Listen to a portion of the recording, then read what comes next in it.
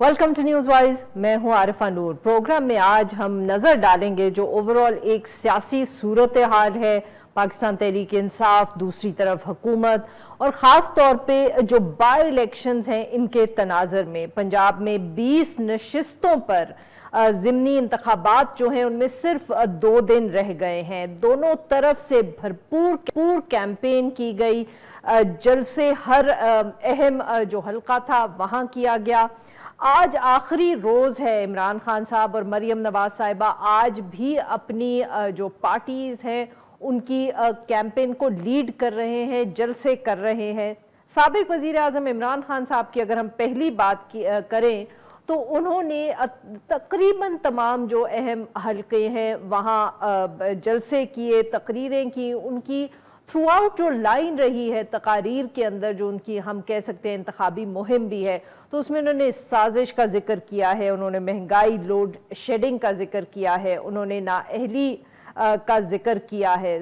अब जो सारा ये मामला था वोट ऑफ नो कॉन्फिडेंस का, जिसमें डेप्यूटी स्पीकर कासिम सूरी साहब ने जो फैसला दिया था तहरीक अदम एतमाद को रिजेक्ट किया था, और उसके बाद तब के वजीर आजम इमरान खान साहब ने जो इलेक्शंस अनाउंस कर दिए थे उसके ऊपर सुप्रीम कोर्ट का फैसला भी आ गया है। 2 रोज कबल ही वो आया। उसके ऊपर भी पाकिस्तान तहरीक इंसाफ की तरफ से हमें तनकीद सुनाई दी है। खुद इमरान खान साहब ने अपने जलसों के दौरान मायूसी का इजहार किया है इस फैसले पे, और उन्होंने ये सवाल भी उठाया है कि जब उनकी हुकूमत कुछ दिनों में जा रही थी तो वो किस तरह इस साइफर के मामलात की तहकीकात जो है वो करवा सकते हैं। दूसरी तरफ यही जो सुप्रीम कोर्ट का फैसला है, इससे हुकूमत को हम कह सकते हैं, जिसको अंग्रेजी में कहते हैं, बूस्ट मिली है। वफाकी काबीना ने तो यहाँ तक फैसला कर लिया है कि जो सुप्रीम कोर्ट का फैसला है तो गद्दारी का जो मुकदमा है पाकिस्तान तहरीक इंसाफ के लीडर्स पे, उसके लिए खसूसी कमेटी को तश्कील दे दिया है। इसके साथ साथ वफाकी हुकूमत ने पेट्रोल की कीमतों में भी कमी का ऐलान कर दिया है। पाकिस्तान तहरीक इंसाफ का ये इल्ज़ाम है कि ये जो फैसला है ये सिर्फ ऑब्वियसली बाई इलेक्शंस को देखकर किया गया है। क्या सचमुच बाई इलेक्शंस का कोई ऐसा रिजल्ट हो सकता है कि बहुत बड़ा कोई मेजर अपसेट हो जाए? क्या पाकिस्तान तहरीक इंसाफ पाकिस्तान मुस्लिम लीग नवाज से बेहतर परफॉर्मेंस दे सकती है, या पाकिस्तान मुस्लिम लीग नवाज जिक्र करती है कि वो पंजाब की मेन पार्टी है, वही सामने आएगी? नाजरीन, इस पर हम बात करेंगे हामिद मीर साहब से। सीनियर सहाफ़ी हैं, सीनियर तज्ज़ियाकार हैं, but after a short break stay with us. Welcome back नाजरीन। हम गुफ्तगू करेंगे हामिद मीर साहब से और हम उनसे बात करेंगे जो इस वक्त ओवरऑल सियासी सूरत हाल है। मीर साहब, ऑब्वियसली बहुत सी इश्यूज हैं, उन पे सवाल हम पूछेंगे, बट सबसे पहले तो सर ये जो इलेक्शंस 2 दिन के बाद आ रहे हैं, आप क्या देख रहे हैं sir? You know, would you feel comfortable कि आप कोई प्रिडिक्शन करें, कुछ हमें बताएं कि कितनी सीट्स किधर जा सकती हैं, या आपके ख्याल में कहना मुश्किल है? देखें, ये जो इलेक्शन है ना पंजाब का, इसमें ऐसे ऐसे स्विंग हो रही है। यानी कि 15-20 दिन पहले जो है वो मुझे मुस्लिम लीग नून का पलड़ा भारी नजर आ रहा था। अभी 4-5 दिन पहले तक मुझे पीटीआई का पलड़ा बहुत ज्यादा भारी नजर आ रहा था। लेकिन पिछले 2 दिन से ऐसा लग रहा है कि दोबारा से नून लीग जो है वो रिकवर कर रही है। तो अभी ये जो आज चक जुमरा में जलसा किया इमरान खान साहब ने, और इससे पहले जो एक जलसा उनका खुशाब में हुआ था, तो इन जलसों में एक तो मुझे लग रहा है कि लोग इतने ज़्यादा नहीं थे जितने कि उससे पहले इमरान खान के जलसों में आ रहे थे। और दूसरी तरफ जो मरियम नवाज हैं, उनके जो जलसे हैं वो शुरू में इतने ज़्यादा लोग नहीं आ रहे थे, अब उनके जलसों में लोगों ने आना शुरू कर दिया। तो इसलिए ये जो जलसे हैं इनसे हम अंदाजा नहीं लगा सकते कि कौन जीतेगा कौन हारेगा, क्योंकि ये जो बाई इलेक्शन है इसकी डायनामिक्स बिल्कुल डिफरेंट है। और ख़ास तौर पे पंजाब में अगर जो पिछले 15 या 20 साल में जो बाई इलेक्शन हुए हैं, अगर आप उनकी हिस्ट्री निकाल के देखें तो उसमें आपको ये लगेगा कि जो भी जमात सूबे में हुकूमत कर रही होती है वो बाई इलेक्शन 90% जीत जाती है। 90% बाई इलेक्शन वो जमात जीतती है जो सूबे में हुकूमत कर रही होती है। तो जब पीटीआई की हुकूमत थी तो पीटीआई ने बहुत से बाई इलेक्शन जीते, और मुस्लिम लीग नून जब हुकूमत में थी तो उसने बहुत से बाई इलेक्शन जीते। और ये जो पंजाब में जो बाई इलेक्शन है, ये जीत उस वक्त इसका फैसला होता है कि कौन इलेक्शन डे पे वोटर्स को बाहर निकालता है। तो इलेक्शन वाले दिन इतवार है, बिल्कुल सही। इतवार वाले दिन जो निकालेगा वोटर्स को बाहर वही जीतेगा। लेकिन इसमें एक चीज बड़ी इंपॉर्टेंट है जिसको कि हम इग्नोर कर रहे हैं, और वो ये है कि ये 20 हलकों में इलेक्शन होना है। इसमें 10 नशस्तों पे जो मुस्लिम लीग नून के उम्मीदवार हैं, उन्होंने 2018 का इलेक्शन आज़ाद हैसियत में जीता। उन्होंने नून लीग को और पीटीआई दोनों को हराया। उसके बाद वो पीटीआई में शामिल हुए और फिर कुछ महीने पहले वो लोग जो हैं वो मुस्लिम लीग नून के साथ चले गए। तो ये आज़ाद उम्मीदवार की हैसियत से 2018 में जीत चुके हैं। अब इनके साथ प्लस हो जाएंगे मुस्लिम लीग नून के वोट। तो इसलिए 10 सीटों पे तो मैं समझता हूं कि मुस्लिम लीग नून की पोजीशन ऑलरेडी काफी मजबूत है। दो जो आज़ाद उम्मीदवार हैं जो कि जिनका रुझान मुस्लिम लीग नून की तरफ है, उनकी भी पोजीशन मजबूत है। जबकि 8 सीटें जो हैं उस पर मुझे लग रहा है कि पीटीआई की जो पोजीशन है वो काफी मजबूत है। तो फिलहाल मुझे लग रहा है कि 60-40 है, 60% मुस्लिम लीग नून है, 40% तहरीक इंसाफ। मीर साहब, अब बहुत से लोग ये भी कह रहे हैं, ये अब कि ये जो बाई इलेक्शन है इसके अंदर अगर पाकिस्तान तहरीक इंसाफ की परफॉर्मेंस अच्छी रही तो इमरान खान साहब की जीते, और अगर बुरी रही तो भी उनको नुकसान नहीं होगा, क्योंकि वो तो पहले दिन से ये शोर मचा रहे हैं कि जी धांधली हो रही है, हमारे खिलाफ साजिश हो रही है, तो वो उनका बयानिया जो है वो मजीद मजबूत होगा। आप क्या इस तज्जिए से इत्तफाक करेंगे सर? नहीं, मैं इस तज्जिए से इत्तफाक नहीं करता। मेरा ये ख्याल है कि ये इमरान खान साहब के लिए डू और डाई वाली सिचुएशन है, और मुस्लिम लीग नून के लिए भी डू और डाई वाली सिचुएशन है।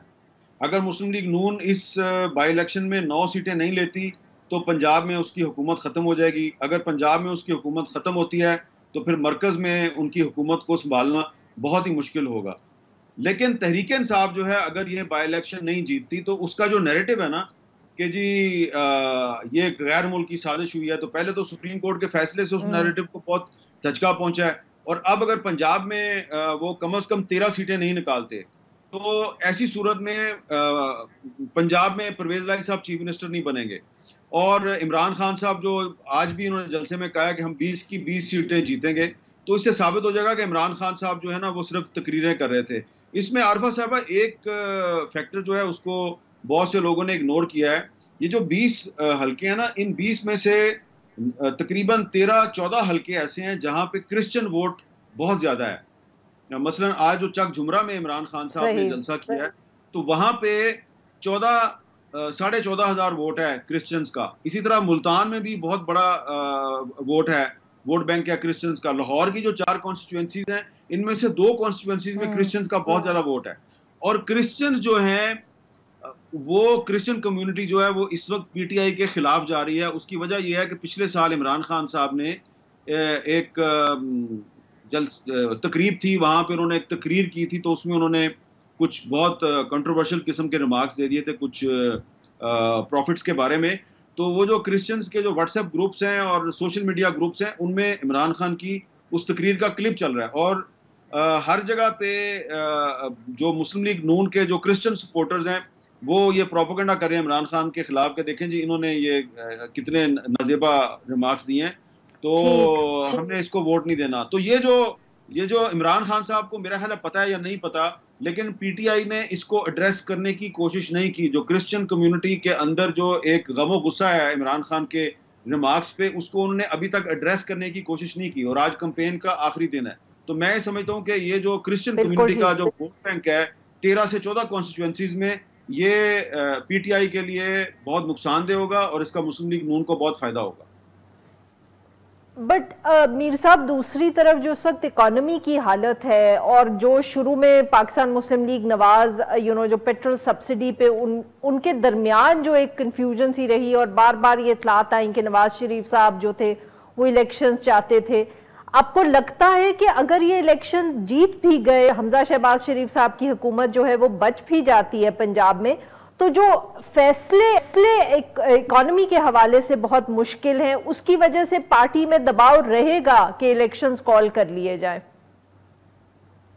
देखें, ये मुस्लिम लीग नून के अंदर पहले भी एक राय थी, और मुस्लिम लीग नून की जो लंदन में मीटिंग हुई थी जिसमें नवाज शरीफ साहब ने पूरी जो कैबिनेट के तमाम जो मिनिस्टर्स थे और शहबाज शरीफ साहब ने उनको बुलाया था, तो उसमें ये फैसला हो गया था कि शहबाज शरीफ साहब पाकिस्तान वापस आके तो असम्बलियां तोड़ के तो इलेक्शन की डेट अनाउंस करेंगे।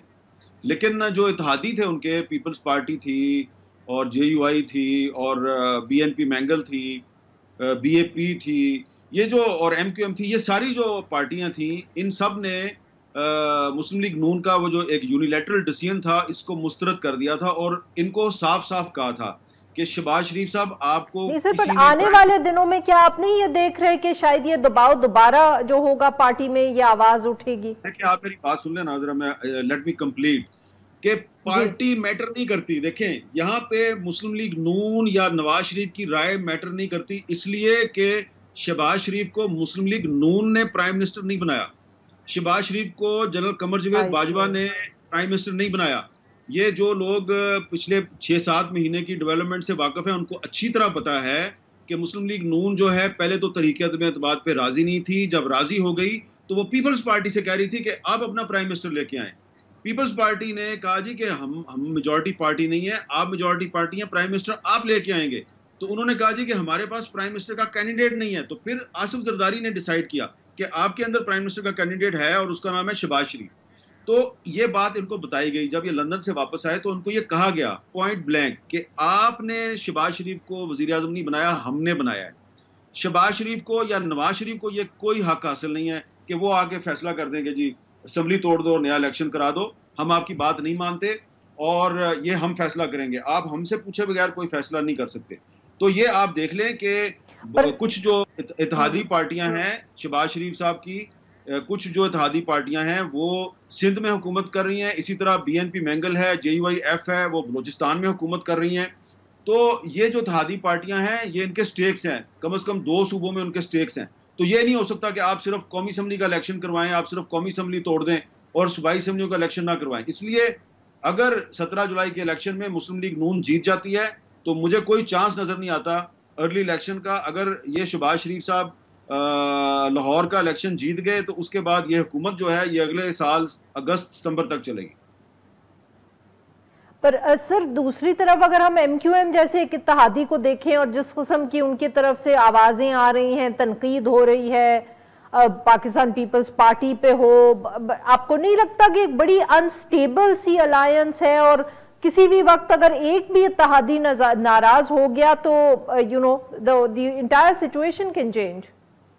देखें, इसमें आपका सवाल तो बड़ा वैलिड है, लेकिन इसमें इनको ये भी पता है, MQM को भी पता है, उनके 7 वोट हैं, उनको पता है कि अगर हम नाराज हो गए तो हमारे साथ दोबारा जो है वो PTI ने तो अलायंस करना नहीं है, तो हम किधर जाएंगे।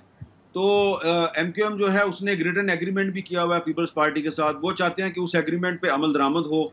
इसी तरह जो BNP मैंगल है वो भी चाहती है, उन्होंने इमरान खान के साथ एक रिटन एग्रीमेंट किया था, उस पर अमल दरामद नहीं हुआ। अब उन्होंने शहबाज शरीफ साहब की कोलिशन गवर्नमेंट के साथ एक गैर एलानिया किस्म का एग्रीमेंट किया हुआ है, उसमें मेन जो इशू है वो मिसिंग पर्सनस की रिकवरी है, तकरीबन 5,500 के करीब मिसिंग पर्सन है। तो शहबाज शरीफ साहब की हुकूमत जो है उसको थ्रेट तो मुझे नजर नहीं आता, लेकिन चैलेंज उनके लिए एक जरूर है, और वो चैलेंज ये है कि ये जो छोटी इत्तेहादी जमातें हैं इनके कुछ मसाइल हैं जो उन्होंने हल करने हैं। इसलिए कल शहबाज शरीफ साहब कल दोबारा कोयटा जा रहे हैं और कोयटा में जाके वो ये जो मिसिंग पर्सनस का इशू है और कुछ और जो इश्यूज हैं उस पर जाके वो अपने इन इत्तेहादियों से कोयटा में जाके बात करेंगे। आज भी मीटिंग हुई है इस्लामाबाद मिसिंग पर्सनस की, पार्लियामानी कमेटी है उसका आज भी इजलास हुआ है और voice of north missing persons वाले जो है वो एहतजाज कर रहे हैं कि आप इस कमेटी में हमें क्यों नहीं ला रहे। तो हो सकता है कि कल शहबाज शरीफ साहब कोयटा जाके उनसे मुलाकात करें। बिल्कुल सर, जो फैसला सुप्रीम कोर्ट का आया है, पाकिस्तान तहरीक इंसाफ के बयानिए को तो धचका लगा ही सही, मगर जो हुकूमत अब कह रही है कि वो आर्टिकल 6 के हवाले से भी इस इशू को देखेंगे, ये पाकिस्तान तहरीक इंसाफ के लिए कितना डैमेजिंग या खतरनाक हो सकता है? देखें, ये बड़ा एक अहम सवाल आपने किया है। सुप्रीम कोर्ट का जो फैसला है वो यूनानिमस फैसला है, उसमें एक जज साहब का जो नोट है वो इख्तलाफी नोट नहीं है, वो इजाफी नोट है, और वही जज साहब हैं जिन्होंने आर्टिकल 6 की बात की है।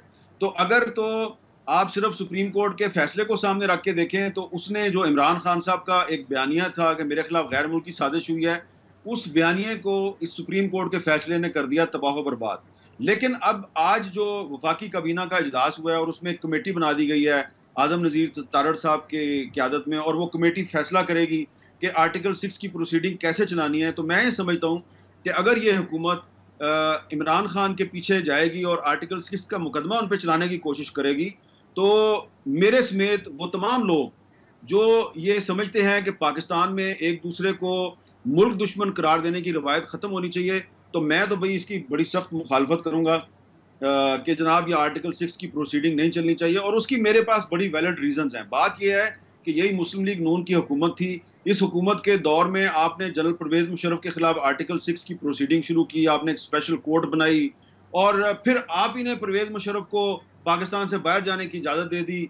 लेकिन जो स्पेशल कोर्ट है उसकी प्रोसीडिंग्स मुकम्मल हुई और उस स्पेशल कोर्ट ने मुशर्रफ को कन्विक्ट किया, लेकिन वो जो कन्विक्शन है उस पर अमल दरामद नहीं हुआ। और अब आप कहते हैं कि मुशर्रफ साहब जो हैं वो तो पाकिस्तान से बाहर हैं, बड़े बीमार हैं, तो क्योंकि वो बीमार हो गए हैं तो भले वो पाकिस्तान वापस आ जाएं, उनके खिलाफ कार्रवाई नहीं होनी चाहिए।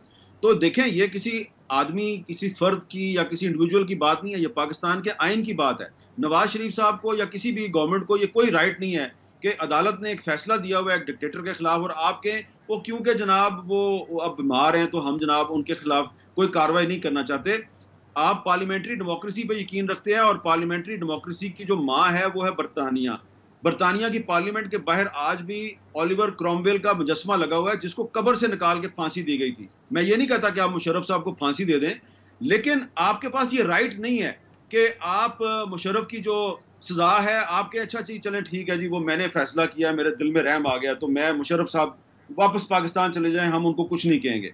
तो आप मुशर्रफ साहब के खिलाफ तो कार्रवाई कर नहीं सकते क्योंकि वो फॉर्मर मिलिट्री डिक्टेटर है। तो आप इमरान खान के खिलाफ अगर आर्टिकल 6 लगाएंगे तो मैं तो भाई इसकी मुखालफत करूंगा।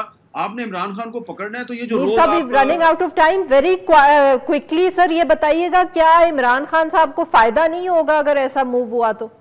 Very quickly sir, we have 30 seconds left. आपने अगर इमरान खान के खिलाफ कार्रवाई करनी है तो करप्शन के इल्जामात में कार्रवाई करें। और मुझे अच्छी तरह पता है, आज भी मैंने डॉक्यूमेंट्स देखे हैं कि इस हुकूमत के पास चीजें मौजूद हैं करप्शन के इल्जाम में कार्रवाई करने के लिए। नहीं करे क्योंकि उसमें कुछ और लोग भी आते हैं। तो अगर ये आर्टिकल 6 के तहत इमरान खान के खिलाफ कार्रवाई करेंगे, इसका इमरान खान को सियासी तौर पे फायदा होगा। और जो सुप्रीम कोर्ट के फैसले ने इमरान खान का गैर मुल्की साजिश का नैरेटिव तबाह बर्बाद कर दिया है, वो नैरेटिव पीछे चला जाएगा और इमरान खान की मजलूमियत आगे आ जाएगी। बहुत बहुत शुक्रिया मीर साहब, आपने हमारे लिए। वाला नाजरीन, यहाँ पे लेंगे एक छोटा सा ब्रेक, और जब हम ब्रेक से वापस आएंगे तो हम बात करेंगे सुप्रीम कोर्ट के फैसले की ही, और हम जानने की कोशिश करेंगे पाकिस्तान तहरीक इंसाफ का मौक़िफ़। Stay with us. Welcome back. Programme के इस हिस्से में हम जिक्र करेंगे सुप्रीम कोर्ट का जो फैसला आया है वोट ऑफ नो कॉन्फिडेंस के हवाले से, जो कासिम सूरी साहब की न सिर्फ फैसला था और साथ में जो गैर मुल्की साजिश का बयानिया है पाकिस्तान तहरीक इंसाफ। 2 रोज़ कबल ये फैसला सामने आया। चीफ जस्टिस उमर अता बंदयाल साहब की सरबराही में जो काम कर रहा था 5 रुकनी बेंच, उसने पाकिस्तान तहरीक इंसाफ का जो अपनी हुकूमत के खिलाफ एक गैर मुल्की साजिश का बयानिया था उसको अपने फैसले में रद्द कर दिया है। अदालती फैसले के मुताबिक साइफर के हवाले से तहकीकात करवाना जो है वो एग्जीक्यूटिव का काम है, मगर उन्होंने कहा कि साबिक जो हुकूमत थी पाकिस्तान तहरीक इंसाफ की, उसने ऐसी कोई इंक्वायरी नहीं की, कोई तहकीकात नहीं की। फैसले के मुताबिक समाअत के दौरान अदालत को साइफर दिखाया भी नहीं गया, ये भी कहा गया है उस फैसले में। अदालत ने यह भी वाज़े किया कि पाकिस्तान तहरीक इंसाफ की जो क़यादत है वो बार बार अदालत से कहती रही है कि वो अज खुद नोटिस लें साइफर के हवाले से, मगर कोई ठोस सबूत या शवाहिद जो हैं वो नहीं सामने लाए गए, और इसलिए अदालत अपना दायरा इख्तियार से तजावुज़ नहीं कर सकती। अदालत ने अपने तहरीरी रिमार्क्स में यह भी कहा कि जो डिप्यूटी स्पीकर, वजीर आजम और सदर के इक़दामात थे उनसे पाकिस्तानी अवाम के हकूक जो हैं वो मुतासिर हुए हैं। वफाकी काबीना ने भी इस हवाले से जो गद्दारी का एक इशू है उसके ऊपर एक कमेटी तश्कील देने का फैसला कर लिया है। इस इशू पे बात करने के लिए आज हमारे साथ मौजूद हैं सेनेटर बैरिस्टर साहब, सीनियर रहनुमा है Pakistan Tehreek Insaf. Welcome to the show sir. जी अली ज़फ़र साहब, सर फैसला आ गया, ऑब्वियसली आपकी जमात की तरफ से बहुत तनकीद भी हुई है इस फैसले पे। सर आप इसको किस तरह देख रहे हैं, specially given your legal background? जी देखें आरफा, जो फैसला है वो उसमें जो सबसे पहली चीज कही गई है जिसको अब हम डिनाई नहीं कर सकते, वो ये है कि आर्टिकल 69 के मुताबिक, जो आइन है उसके मुताबिक, अगर वोट ऑफ नो कॉन्फिडेंस पेश किया जाएगा तो वो वोट ऑफ कॉन्फिडेंस की रेजोल्यूशन के बाद वोटिंग ही होगी, और वोटिंग में ही फैसला होगा कि क्या वो vote of no confidence successful है कि नहीं। और स्पीकर के पास या डिप्टी स्पीकर के पास ये कोई इख्तियार नहीं है कि वो इस इकदाम को, इस प्रोसीजर को रोक दे। ये फैसला आया है। अब इस फैसले में जो कंफ्यूजन जो एक कहा जा रहा है, और मैं तब से सुन रहा हूं, जो कि मेरी नजर में गलत तबसरे हैं, वो कहा यह जा रहा है कि उसके अंदर ये फैसला किया गया है कि आर्टिकल 6 जो है हाई ट्रीजन वो लागू होगा, और उसका कार्रवाई की जाएगी जिन जिन लोगों ने ये वोट ऑफ रेजोल्यूशन को रोकने की कोशिश की है। ये जो है ये तासुर बिल्कुल गलत इसलिए है क्योंकि आर्टिकल 6 जो है आइन का, वो एक हाई ट्रीजन का आर्टिकल है। वो कहता है कि गद्दारी अगर कोई करे, और गद्दारी के लिए बहुत बड़ा सीरियस एक क्राइम है, एक जुर्म है, उसको करने के लिए जो आइन कहता है आपको जो कॉन्स्टिट्यूशन है उसको करना है, उसको खत्म करना है, या उसको सस्पेंड या बेंच में करना है, यानी कि उसको मुअत्तल कर देना है ताकत के जरिए। अगर कोई ऐसे करेगा तो फिर उसके खिलाफ आर्टिकल 6 किया जाता है। लेकिन अगर कोई कानून की खिलाफ वर्जी हो या आइन की खिलाफ वर्जी हो और कोई ऑर्डर पास किया हो जिसको बाद में अदालत ये फैसला करे कि आइन के खिलाफ था और उसको कलअदम करार दे दे, तो वो हाई ट्रीजन नहीं बनता। हाई ट्रीजन का जो आर्टिकल 6 है उसको जो लाने का मकसद था वो ये था कि आपको हमारी तारीख याद है। सर माफ करिएगा, मैं यहाँ आपकी बात काट रही हूँ, पर यहाँ हमेशा पीडीएम की तरफ से ये भी फिर तनकीद की जाती है कि आप लोगों की, आपकी हुकूमत में, कैबिनेट में ये फैसला हुआ या ये डिस्कशन हुई कि ख्वाजा आसिफ साहब के खिलाफ आर्टिकल 6 की प्रोसीडिंग्स की जाए। जी देखिए, मेरा ख्याल है कि सब लोगों को आर्टिकल 6 की बहुत कंफ्यूजन है। आर्टिकल 6 इसी में एक्सप्लेन करना चाहता हूं, चाहे हमारे, तो सर आई मीन वो कंफ्यूजन मतलब कि आपकी जमात तक भी एक्सटेंड करती है, यही तो मैं पूछ रही हूँ। जी बेशक होती होगी, लेकिन कानून इसमें बहुत वाज़ेह है और मैं कानून की बात करना चाहूंगा। आर्टिकल 6 जिसका मैं एक्सप्लेन कर रहा था वो आया था मार्शल लॉ रोकने के लिए। वो खाली जो नॉर्मल वायलेशंस हैं आइन की या कानून की, उनके ऊपर वो लागू नहीं हो सकता, क्योंकि हर रोज मैं खुद मुकदमे दायर करता हूं और हर रोज हमारी अदालतें ये फैसला करती हैं कि कोई ना कोई ऑर्डर जब चैलेंज होता है वो अदालतें फैसला कर देती हैं कि ये ऑर्डर आइन के खिलाफ था, इसलिए इसको हम कलअदम करार देते हैं। उसका ये मतलब नहीं कि हर शख्स जो ऑर्डर पास कर रहा है उसके खिलाफ आर्टिकल 6 लागू होगा। अगर ऐसा होने लगे स्टेट का निजाम ही नहीं चल सकता। आप ये भी देखें कि बहुत सारे कवानीन हैं जो अदालत कहती है कि आइन के खिलाफ है, उसका मतलब ये तो नहीं हो सकता कि पूरा का पूरा जो पार्लियामेंट है उसके खिलाफ आर्टिकल 6 लगा देंगे कि उन्होंने ऐसा कानून क्यों पास किया जो कि आइन के खिलाफ है। सो आइन की खिलाफ वर्जी या कोई इलीगल ऑर्डर पास करना वो एक चीज है, और हाई ट्रीजन यानी आइन को मुअत्तल कर देना, आइन को सस्पेंड कर देना, खत्म कर देना, एब्रोगेट कर देना, ये एक अलग बात है। तो इन दोनों को हमें डिवाइड करने की जरूरत है। और ये बिल्कुल आप दुरुस्त फरमा रही हैं, बहुत सारे लोग इस तरह आम इस्तेमाल करते हैं तबसरों में भी कि आर्टिकल 6 लग जाना चाहिए किसी के ऊपर। आर्टिकल 6 एक बहुत बड़ा जुर्म है और वो एक खास चीज को रोकने के लिए आइन उसके लिए बनाया गया था। माफ करिएगा इसलिए आपकी बात काट रही हूँ टू आस्क, क्योंकि तनकीद बहुत पाकिस्तान तहरीक इंसाफ की हुकूमत की तरफ से, माफ करिएगा पाकिस्तान तहरीक इंसाफ की तरफ से हुई है। सर क्या आप अपील कर रहे हैं इस जजमेंट को, वो जो साइफर के हवाले से बात की गई है जजमेंट में? इस साइफर के बिल्कुल इसका रिव्यूज फाइल हो चुके हैं ऑलरेडी। इस जजमेंट के खिलाफ सब ने रिव्यू फाइल कर दिए हुए हैं। जो पेंडिंग है उनमें मजीद एडिशंस ग्राउंड ली जाएंगी, लेकिन रिव्यू फाइल हो चुके हैं। इसकी अपील नहीं होगी, इसकी रिव्यू होगी। जहां तक साइफर का ताल्लुक है वो भी मैं आरफा बयान करता चलूं कि साइफर पे अदालत ने ये नहीं कहा कि साइफर की सारी जो उसको रद्द नहीं कर दिया, ये नहीं कहा कि सारा झूठ है या गलत है। अदालत ने ये कहा है कि इसको हम नहीं फैसला कर सकते कि ये सच है या झूठ है, ना डिप्टी स्पीकर ये फैसला कर सकता था। इसका सिर्फ एक ही तरीका है इसको डिसाइड करने का, इसका फैसला करने का, और वो ये है कि कमीशन बनाई जाए जहां शहादत आए और उसके बाद प्रॉपर ट्रायल हो उसमें, और वो फिर फैसला करेगी कि इसमें कितनी सच्चाई है या झूठ है ये। तो ये अभी एक लाइव इशू है। लोग बात कर रहे हैं कि जिस तरह इस अदालत के फैसले के बाद ये इशू खत्म हो गया और अदालत ने ये मुस्तरद कर दिया है। अदालत ने ये नहीं कहा, अदालत ने सिर्फ ये कहा है कि चूंकि कोई इंक्वायरी कमीशन नहीं बैठी हुई इसलिए हम इसके ऊपर फैसला नहीं कर सकते, हमारे पास ये जुरिस्डिक्शन नहीं है। ये जब भी फैसला होगा ये एक इंक्वायरी कमीशन ही बैठेगी और वही फैसला कर सकती है। तो मेरी नजर में इसको अगर आप इस एंगल से देखें तो ये एक बड़ा लाइव इशू है अभी तक, और हो सकता है कि ये हुकूमत या जो भी हुकूमत नेक्स्ट आती है वो इस मामले पे एक इंक्वायरी कमीशन बिठाएगी और फिर दूध का दूध और पानी का पानी सामने आएगा।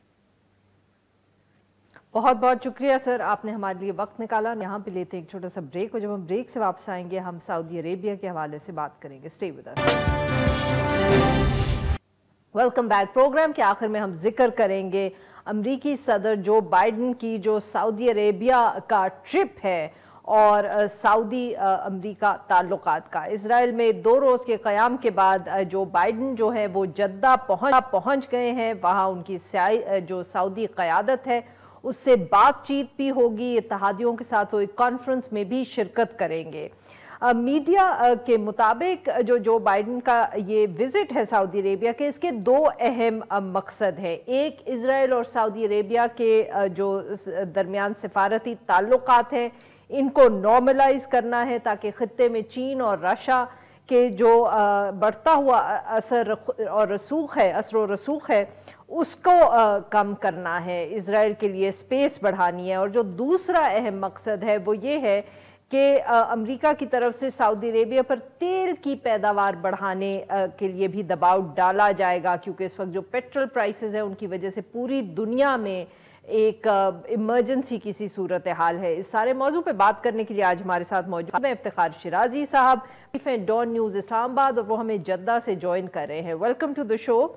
जी शिराजी साहब, क्या सूरत हाल है वहाँ, क्या माहौल आप देख रहे हैं? एक बहुत अहम विजिट जो है वो हो रहा है इस वक्त।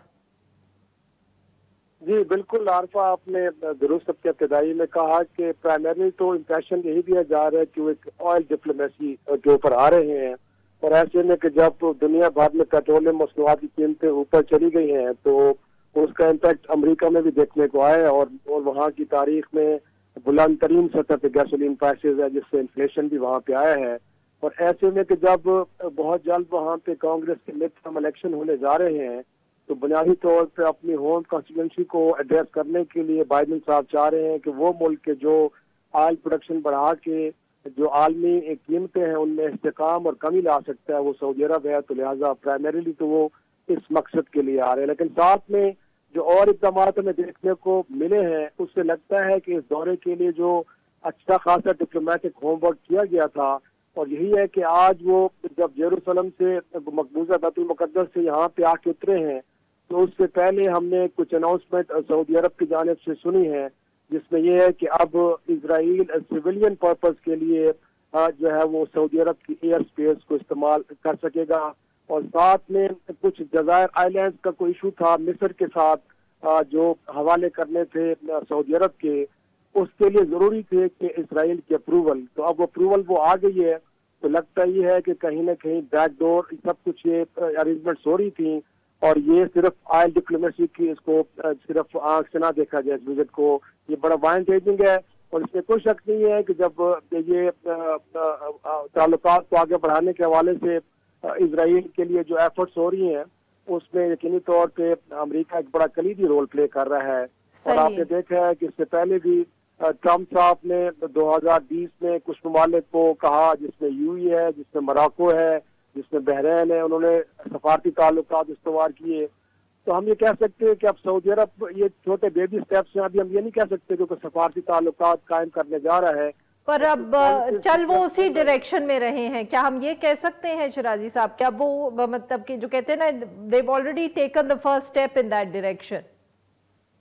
कुल हम कह सकते हैं कि ये जो स्टेप्स हैं ये तो लग रहा है कि चीज़ों को नॉर्मलसी की तरफ लेके जा रहा है, लेकिन अगर ये ऐसा है तो उसके बदले में यकीनी तौर पे कुछ सऊदी अरब और जीसीसी कंट्रीज की भी डिमांड होगी, क्योंकि आज इनकी मुलाकात किंग सलमान और फिर मोहम्मद बिन सलमान जो क्राउन प्रिंस है उनसे होगी। कल जीसीसी कंट्रीज के जो सरबराहान हैं उनके साथ भी एक बाइडेन साहब बैठेंगे। साथ में उन्होंने इसके अंदर इंक्लूड किया है मिस्र के, इराक के और साथ में उर्दन के भी सरबराहान हुकूमत के जीसीसी के नहीं है, लेकिन वो भी साथ शामिल होंगे। तो यकीनी तौर पे कुछ सिक्योरिटी मैटर्स है, फिर ईरान का जो इन्फ्लुएंस है उनके ख्याल में उसको मिनिमाइज करने के लिए, उसको कर्टेल करने के लिए इन इश्यूज को भी डिस्कस किया जाएगा। तो यकीनी तौर पे ये हर दो तरफ, और जो बात आपने की है बुनियादी तौर पे बिल्कुल ठीक। अब यहाँ पे हमारी ऑफिशियल से बात हुई है, वो कहते हैं कि अब हमारी पॉलिसी के अंदर भी शिफ्ट आ गया, हम at the same time looking towards east and west. तो मेरे ख्याल में ठीक है, उसका हमारी भी पॉलिसी के ऊपर असर पड़ेगा आपके ख्याल में। बहुत बहुत शुक्रिया शिराजी साहब, आपने वक्त निकाला। नाजरीन आज के लिए बस इतना ही। Now we will be back on Monday. हर पीर से जुमे अपना पसंदीदा शो न्यूज़ वाइज यूट्यूब पर देखने के लिए डॉन न्यूज़ के ऑफिशियल चैनल पर आएं और सब्सक्राइब करना मत भूलें, बेल आइकॉन को प्रेस करें।